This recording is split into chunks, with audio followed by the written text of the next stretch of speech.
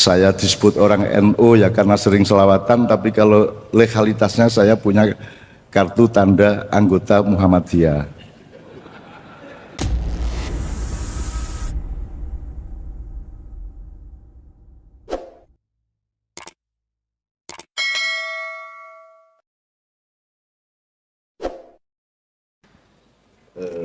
Pak Muhajir, saya dapat daftar bahwa narasumbernya pagi sore hari ini itu panjenengan, Pak Mendikbud, kemudian Bapak Didik Suhardi, Sekjen Kemendikbud, Ketua Korpri, kemudian Bapak Mukhlis, sahabat saya dari Malaysia dulu, Pak Haris Iskandar, Dirjen PAUD, Bapak Hamid Muhammad, Dirjen Dikdasmen, Bapak Supriyanto, Dirjen Ketika, Bapak Hilmar Farid, Dirjen Kebudayaan, Bapak Dadang Suhendar, Kepala BPB, dan Bapak Totok Suprayitno, Kepala Balitbank.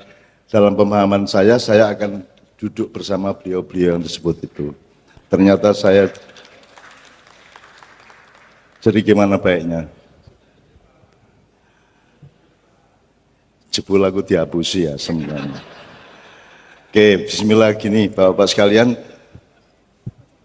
Saya langsung respon dari apa yang sudah saya alami di barusan ini. Pertama, ada 3 macam kemungkinan untuk ketika ketemu itu. Pertama seperti yang Anda lakukan tadi, Assalamualaikum, salam sejahtera untuk kita semua, Namo Buddhaya, Om Swastiastu, Sakpiturute, Shalom, dan seterusnya. Nah, saya pernah menawarkan ketika MTQ di Sumeneb, MTQ RRI. Kemungkinan kedua adalah biarlah setiap pemeluk agama menggunakan bahasanya masing-masing. Kita sebagai orang Indonesia menyepakati bahwa maksudnya sama. Om Swastiastu karo Assalamualaikum itu sama. Dengan salam sejahtera juga sama. Jadi tidak perlu berpanjang-panjang Assalamualaikum sampai Om Swastu. Gampangannya kita belajar kepada ayam, bebek, dan angsa. Jadi bebek nggak perlu menirukan kambing, gitu ya. Kambingnya ya sudah mbek-mbek aja. Kalau ketemu pakai bahasa masing-masing. Jadi kalau Pak Muhajir ya Assalamualaikum warahmatullahi wabarakatuh. Begitu sampean Nasrani sampean tinggal menjawab Shalom. Nah, atau kalau yang pidato Nasrani Shalom sampean menjawab Waalaikumsalam. Kira-kira gitu, itu alternatif kedua. Karena saya bukan pemerintah, saya tidak akan memaksakan. Sak karepmu. Ya, itu lebih efisien dan lebih ajur-ajar, lebih membiasakan diri untuk merelakan seseorang menjadi seseorang. Ayam rela bebek adalah bebek, bebeknya rela kambing adalah kambing. Jadi supaya kambing tidak, untuk membuktikan dia itu sayang sama bebek, kambingnya tidak perlu bilang wek-wek gitu loh. Nah, gitu kira-kira gitu. Itu alternatif kedua. Dipakai atau tidak monggo. Nomor 3 yang sebenarnya saya rencanakan untuk saya pakai siang hari ini, saya tidak akan mengucapkan Assalamualaikum kepada Anda semua dengan sejumlah pertimbangan. Yang pertama, kalau pakai hukum Islam itu hukumnya sunnah, jadi enggak apa-apa. Nomor 2, saya menghindarkan kita semua dari dosa. Soalnya kalau saya sudah bilang Assalamualaikum berarti saya janji sama Anda untuk tidak boleh memberikan apapun kepada Anda kecuali keselamatan. Keselamatan kata, keselamatan perbuatan, keselamatan komunikasi, apapun saja dalam segala urusan saya harus memenuhi Assalamualaikum. Nah, kalau sudah saya Assalamualaikum, semua yang mendengar jadi wajib. Menurut Islam wajib membalas janji itu Waalaikumsalam. Nah ini kan meneng-meneng janji kok gak bisa memenuhi kan dosanya double Pak. Jadi mending gak usah salam aja, kita tidak terikat janji apa-apa. Itu yang saya pilih hari ini. Daripada meneng-meneng janji, mending gak usah janji tapi kita lakukan perbuatan baik dan toleransi satu sama lain. Apalagi Assalamualaikum itu kalau lengkap, itu berarti tidak terbatas individu. Sebab Salam alaikum itu kan from us, dari saya ke Anda, dari Anda ke saya.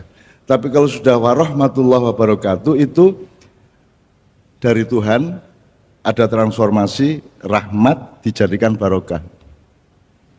Jadi jangan sampai rahmat Tuhan ini tidak menjadi barokah. Nah, antara rahmat barokah ini kalau pakai ilmu sosial ada potensi, ada aktualisasi, ada input, ada output, kan gitu. Nah, antara potensi dan aktualisasi, antara input dan output, antara hulu dan hilir, antara rahmat dan barokah ini kan ada sistem, ada ilmu, ada kurikulum, ada policy, ada negara, ada kabinet. Jadi urusannya kan panjang, Pak. Mending enggak usah janji aja itu. Jadi kita enggak usah cari-cari perkara untuk bikin dosa yang gitu loh kalau saya. Terus enggak usah ketok-ketok, enggak usah dilihat-lihatkan lah niat baik, itu pokoknya dilakukan aja. Ini kan kita sekarang kan terlalu ingin memperlihatkan untuk supaya kelihatan orang Islam kita takbir, Allahu Akbar, itu kan tadi kakian taek lah arek-arek ini. Kakiannya nyun sewu, waduh keluar Jombang saya gara-gara menterinya orang Jawa Timur, jadi mulut saya kurang terjaga. Jadi terlalu jadi tawaran saya nggak usah assalamualaikum, tapi percayalah sama saya diundang ke sini oleh sahabat saya, oleh kita itu yang senior siapa Pak? Nek umur Pak? Saya senior toh, nah, beliau berarti anak buah saya. Karena kakak saya juga di Malang dan saya sudah di UMM sejak lama, sejak dulu gitu kan, sejak Pak Malik Fajar dulu dan seterusnya. Dan saya hormat sama beliau, Pak Malik juga, dan saya disebut orang NU ya karena sering selawatan, tapi kalau legalitasnya saya punya kartu tanda anggota Muhammadiyah. Saya SMP Muhammadiyah, SMA Muhammadiyah, dan saya pernah punya kartu betul di Muhammadiyah. Cuman kedua-duanya kurang mengakui saya, gitu. Ya enggak ada masalah. Jadi yang pertama seperti itu. Jadi terserah Anda, tapi pokoknya intinya saya ke sini, semua yang saya lakukan dengan Kiai Kanjeng itu harus merupakan transformasi dari rahmat menjadi barokah. Rahmat itu apa? Rahmat itu bukti kasih sayang Tuhan yang dikasih ke siapa saja tanpa batas, tanpa kriteria, tanpa parameter, itu namanya rahmat. Jadi apa saja, siapa saja dikasih, maling dikasih, orang jahat dikasih, semua dikasih. Ya. Kalau barokah itu ketika sudah ada tata kelola, sudah ada kurikulum, sudah ada policy, gitu. Nah, ada Diknas ini, ada Kemendiknas ini kan itu adalah usaha transformasi agar rahmat Allah yang berupa ilmu dan kecerdasan serta akal ini oleh Diknas diprogram melalui satu sistem pendidikan supaya menjadi berkah bagi seluruh rakyat Indonesia, kan begitu kira-kira. Itu pertama, saya tidak memaksakan apa-apa, saya cuma membeberkan seperti itu. Nomor dua, saya senang sekali meskipun saya sendiri kaget karena nggak hafal 3 stanza tadi, karena saya mohon izin Pak Muhajir, saya sama Kiai Kanjeng ingin merasa ikut berjasa sedikit gitu ya. Karena saya membawa 3 stanza ini di mana-mana sejak sekitar 15 tahun yang lalu. Saya menyarankan, pertama saya ingat di kantor Gubernur Palu, saya menyarankan mbok dibikin undang-undang yang menganjurkan agar Indonesia Raya ini kalau enggak 3 stanza ya ganti-ganti, stanza 2 ya boleh, 3 ya boleh, supaya menjadi satu dengan pemahaman rakyat. Terus Kiai Kanjeng kemana-mana selalu membawakan 3 stanza itu Pak. Betul. Kok di sini kok ada 3 stanza, jadi saya kan wah sip yang top ini, berarti kita masuk surga bersama-sama. Karena ada gradasi nilai, satu Indonesia tanah airku itu berarti kita diresmikan untuk diamanai yang namanya tanah air. Jadi kalau yang meresmikan adalah pemilik saham, yaitu Allah Subhanahu wa taala. Maka kan dia pemilik saham, dia yang boleh menentukan apa saja, Indonesia mau diapain, Tuhan sebenarnya yang menentukan, cuman kita kan kadang-kadang agak kurang akrab sama dia kan gitu. Ya enggak apa-apa. Setelah itu Indonesia tanah yang mulia. Nah, jadi kalau kita pakai ilmu pendidikan kan bener, baik gitu ya, bijaksana, mulia sampai ke suci. Nah yang stanza ketiga kan Indonesia tanah yang suci, kan gitu. Jadi ini dulu ada maksudnya W.R. Supratman. Satu-satunya kelemahannya meskipun bisa kita maafkan dari Indonesia Raya adalah kata di sana itu, Pak. Tapi ya enggak apa-apa, wong yang nyanyi itu TKW di Hongkong kok. TKW di Hongkong kan Indonesia kan di sana terus di sanalah gitu kan. Nah, kalau kita di Indonesia kan di sana loh, sonang mana kan itu kan. Ya enggak apa-apa, wong orang Indonesia itu tidak terikat pada simbol, kata kan cuma simbol gitu ya. Artinya ini kacamata, ini handphone, ini kan kesepakatan. Kalau dulunya dibalik kan enggak apa-apa, ini handphone, ini kacamata, ya enggak apa-apa. Ya tahu wong itu cuma simbol, dan bangsa Indonesia sedang bertengkar pada tataran simbol.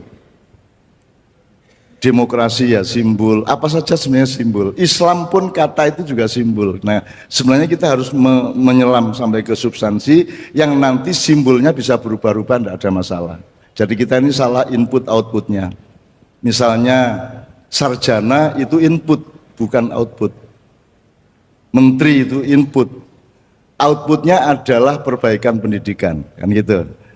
Saya sholat saya itu input, dia belum bermakna bagi manusia.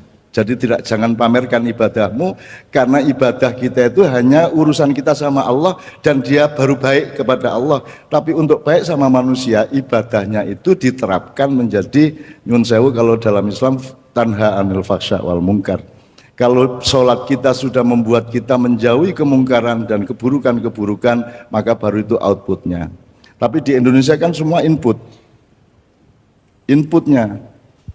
Loh, pilih presiden aja yang dipersoalkan orangnya kok, bukan trayeknya mau kemana, itu enggak. Wong sekarang naik bis saja kan, Anda ada yang pernah naik bis tahu nama sopirnya? Angkat tangan. Enggak ada. Ini bukan ilmu saya, ilmunya anak saya kemarin. Wong kita naik bis saja, yang kita harus tahu itu trayeknya ini jurusan mana. Perkara supirnya beragama apa, namanya siapa, anaknya berapa, kan tidak ada urusan. Jadi sebenarnya nggak ada masalah dengan Jokowi apa Prabowo atau siapapun. Yang menjadi urusan adalah ini mau dibawa kemana Indonesia, gitu kan gitu. Tapi kan Indonesia itu salah satu bentuk kemesraannya adalah bertengkar, gitu. Kalau tidak bertengkar tidak enak, gitu. Gatel, aduh wis gak gelut, tak gelut, gitu kan. Istri suami aja kalau tidak paidu-paiduan, minggat itu kan bentuk kemesraan. Ya. Jangan dipikir wanita minggat itu dia ingin pisah, dia ingin dijemput. Betul enggak? Betul Pak ya? Jadi kalau minggat, iya pengalaman Pak. Jadi lari dari rumah sambil noleh-noleh, lu gak diuber ya? Kira-kira gitu, oke. Oke, jadi input output tadi sudah Pak ya.